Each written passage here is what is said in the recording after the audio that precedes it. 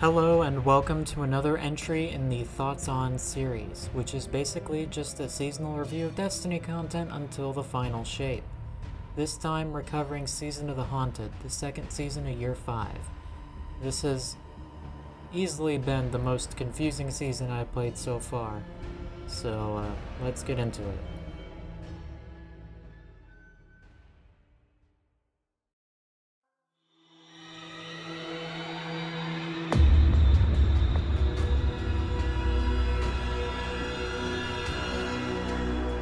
Season of the Haunted is about 1/4 of the prophecy from Vox Obscura, the Leviathan Reborn. As that statement implies, the ship of the ex-Emperor Callus has returned from its vacation to sit next to the moon and do nothing. Apparently, sometime last year, the Leviathan entered the Mercury anomaly and emerged with most of its crew dead. The remaining loyalists left, probably traumatized, and Callus seemed crazier than ever. Very quickly upon entering, we realize that Callus is trying to establish a connection to the lunar pyramid, probably because Europa is off limits until Bungie needs to sunset it. Anyway, to do this, Callus has used the deaths of his crew to fuel the growth of the same dark-eating fungus from the Glycon Velatus, the Egregore. The Egregore has already infested a massive portion of the ship thanks to whatever happened in the Mercury anomaly, and all we do by spending time there is grow the damn thing even further.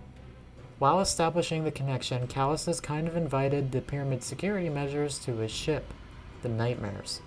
Upon this discovery, Eris Morn volunteers to bind several of them to this season's main cast in order to hopefully use their therapy to break the connection before Callus can move into his new, smaller, living space. The first nightmare we sever is the nightmare of Uldren, who is bonded to Crow. This is our, hopefully final wrap on the Crow's depressed because he used to be Uldren's story, where he finally accepts that he was an asshole in his past life, but said life is over, so he'll take his current experiences and amplify them with Uldren's decent memories. All 4 of them. With this, he plans on picking up some of Cade's stuff, as well as going to seek out Mara and Fikrul, the latter of which is suggested to not be doing so well. The second nightmare we sever is the nightmare of Sophia. Who is Sophia? She is Zavala's former lover from back in the Dark Ages. Apparently, they met a long time ago and fell in love, with him eventually adopting a child named H.E.L.M.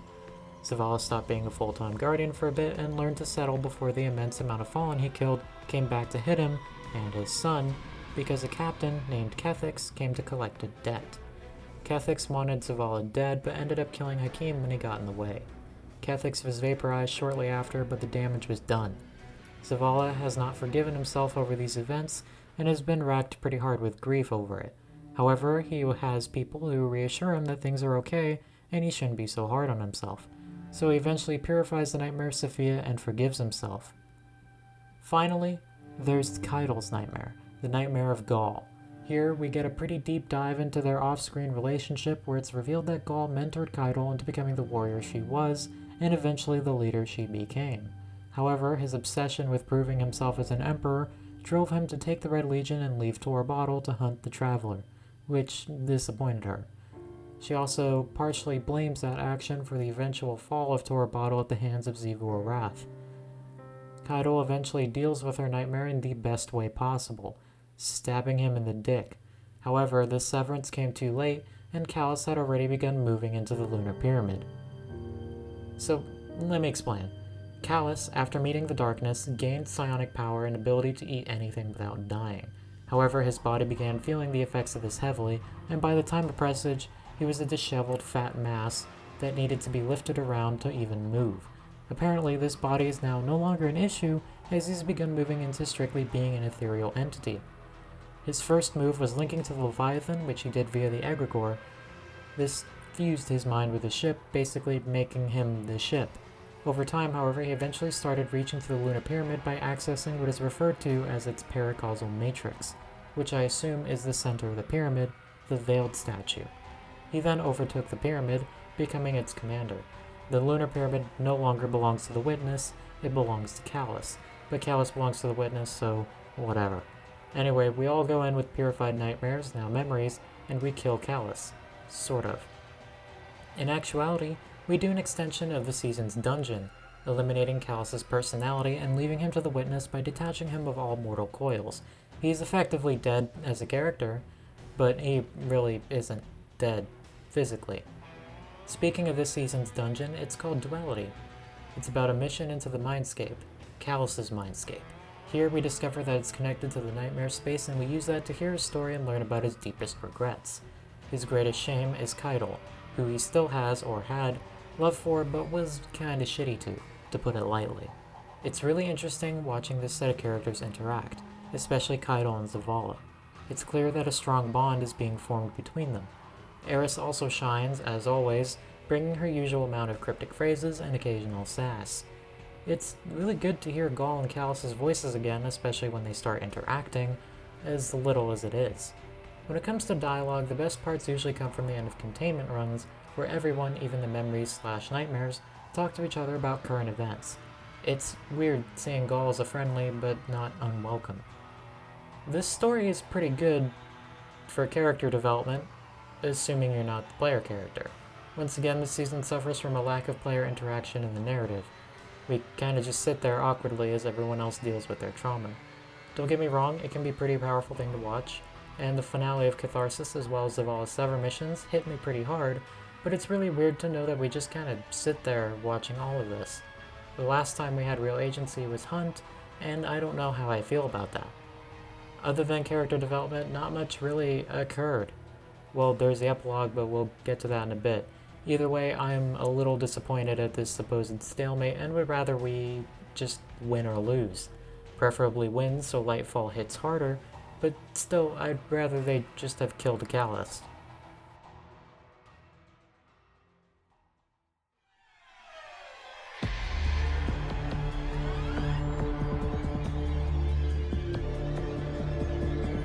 The four things I'll discuss here are Sever, Duality, Containment, and the Derelict Leviathan Patrol. Let's start with the latter and go from there. The Derelict Leviathan utilizes a few areas from the original Leviathan raid, updating them all to fit the new Egregore-infested aesthetic. There are also enemies in practically every corner, many of them nightmares. The main enemies are Loyalist Cabal and Subjugated Scorn. They do not fight each other. Littered around are various patrols that have Callus tell you about things. After completing all the Sever missions, red orbs will appear that will have the memories tell you things. These are pretty cool and introduce some depth into the new and returning characters. Speaking of, a couple of returning lore characters appear as nightmares. Remember the Scion who Kaido executed? The one who shot Zavala's ghost in Chosen? He's back as a nightmare. So is a scribe that doubted Callus' sanity when he came back as a crazy darkness worshipper. Public events also occur, the most notable being the Nightmare Trio and Kaido's Helping Hand. The latter involves Kaido sending allies to assist you in the pools, and you can have a neat little firefight with them by your side. The Nightmare Trio involves 3 nightmares spawning. Upon killing them, they merge into a single powerful nightmare. These regular events, as well as a smaller space, make this place feel more alive than any prior destination. In addition, opulent chests spawn around the map requiring keys to open. They are a cool addition, but key drop rates are variable as hell, and actually farming them is a nightmare unto itself. Speaking of nightmares, Containment is the big public activity of this season. It involves you killing a ton of nightmares, binding their essences, and then killing a giant nightmare and binding it. Sounds easy, right? It is, it just takes 3 tiers to finish, and it's a giant pain in the ass. I'll be real, Containment is about the worst thing in this season, as it just feels tedious and the grind is insane. Seasonal activities are always a hit or miss type of deal, and they can't all be sundials, but Containment is truly a drag, even if the dialogue at the end is interesting. Duality, on the other hand, is actually pretty fun, with the idea switching between realms being executed pretty well, and the music even changes with it, which is neat. The only things I'll say against it are its state as an activity, as well as the vault encounter. The vault encounter can sometimes drag for a bit too long. That's that. As for the former, this dungeon was not sold with the season. Now this was told ages ago when Witch Queen is announced, however this dungeon has to do with the season's plot. This is stuff that goes hand in hand, and yet it was sold separately. I don't understand. Other than that, it's a fun activity. Finally, we get to Sever. Sever is a bit of a mixed bag. In terms of story, it's cool, but sometimes it feels as if it drags a little on the gameplay side. While the Kaido ones have cool moments, the rest feel kinda samey. The boss fights also range from easy to painful depending on whether or not you have the gear or are a solo player. The Zavala Sever missions are notably painful for having a permanent buff meant for a fire team, making solo runs debilitating. That being said, Sever missions are actually replayable, which is fantastic. Unfortunately, not every mission is replayable, as the first and last missions of the season cannot be replayed. I find this pretty wild, as the other missions show that replayability can happen, yet the two best missions can't be replayed. This has been a consistent issue with me for a while now, but I find it particularly egregious this time because Severs count as missions. Splicer had a similar situation, but only the first mission wasn't replayable. Lost had no story missions besides the first one, so there was no real comparative benchmark there. All in all, the activities this season, including Duality, range from cool to absolutely painful.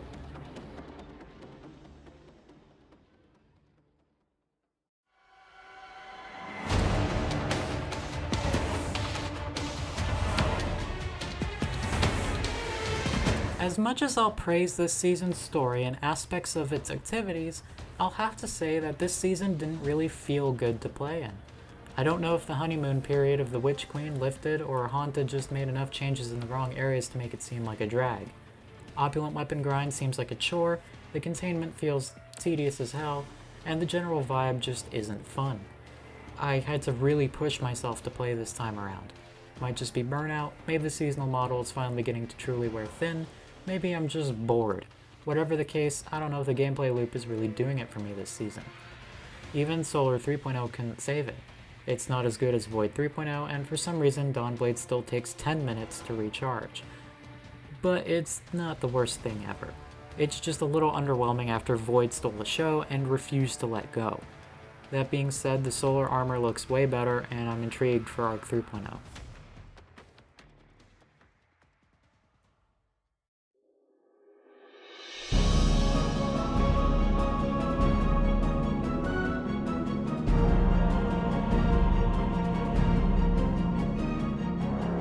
The H.E.L.M is a spaceship. A big spaceship, as it's actually not much shorter than a Cabal command ship like the Immortal. The spaces from Risen are the same, but the Elixni wing has now been reopened, this time as a containment room with the Crown of Sorrow at its center. Multiple legionaries now guard the ship, with 1 by Crow and 2 in front of the quarantine room. The space actually looks really cool, and it's neat to see it progress as the containment area fails to do its job and the egregore starts to spread. Just to note that if it pierces the hull, everyone dies.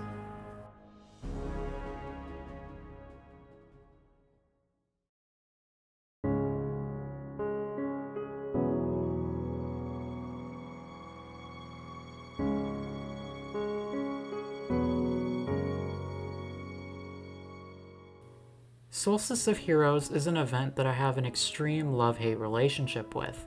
I love the aesthetic and the idea, but I loathe the grind. That being said, this year seemed a lot tamer in that regard for people, and the event pass doesn't seem too bad if you ignore the rewards. So, just the triumph system. I did say event pass, and yes, it's paid for. No, I didn't buy it. It's just not worth the price of a season, and I honestly think that if this is the pattern going forward, I'm not going to buy in as often. Speaking of not buying in, I barely played. I played 1 round of Bonfire Bash, saw that it was a less busy and more straightforward version of the EAZ, and decided that was enough. It's quick, but I'm just not into it. Not into the armor this year either, which made not playing very easy. I don't really have much else to say besides the music this year absolutely slaps.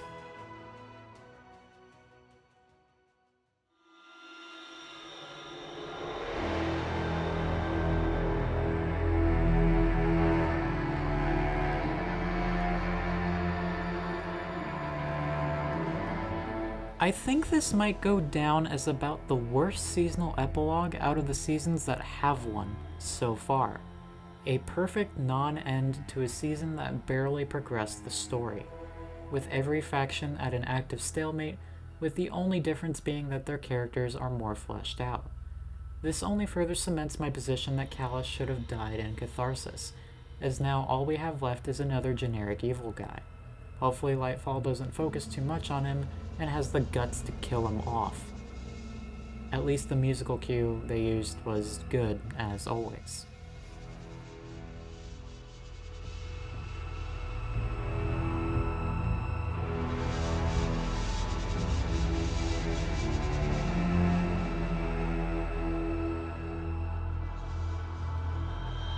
I think I'm really starting to feel the burnout once again. I don't know if it's a burnout of playing Containment too much, not feeling the story, or if I'm just burned out on this franchise.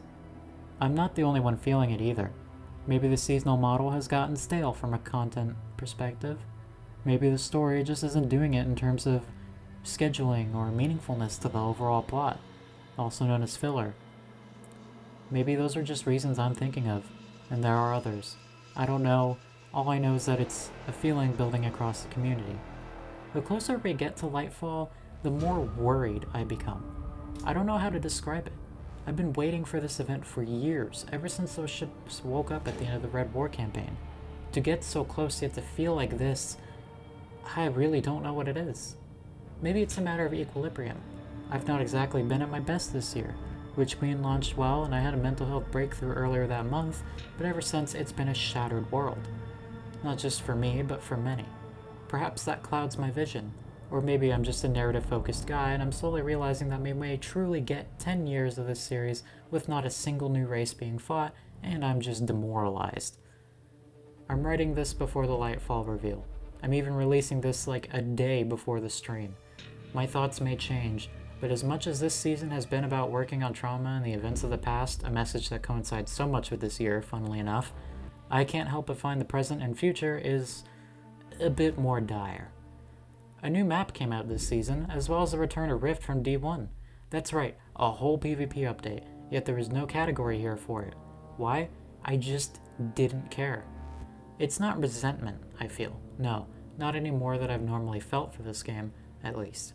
It's just tiredness. I've mentioned it in videos before, but I'm truly, truly tired. I keep up because I wish to experiment with that. I wish to see how far I can get into this, and what will emerge after I finish the raid for the final shape. So as good as this season was for characters, and as cool as the aesthetic and dungeon are, this was probably one of the worst seasons I've ever felt while playing. It's not the worst, definitely not, but it's on the lower end of the middle tier. Hopefully seasons 18 and 19 are better, and hopefully Lightfall isn't a disappointment. At the very least, Arc 3.0 looks pretty good. That's all. Peace.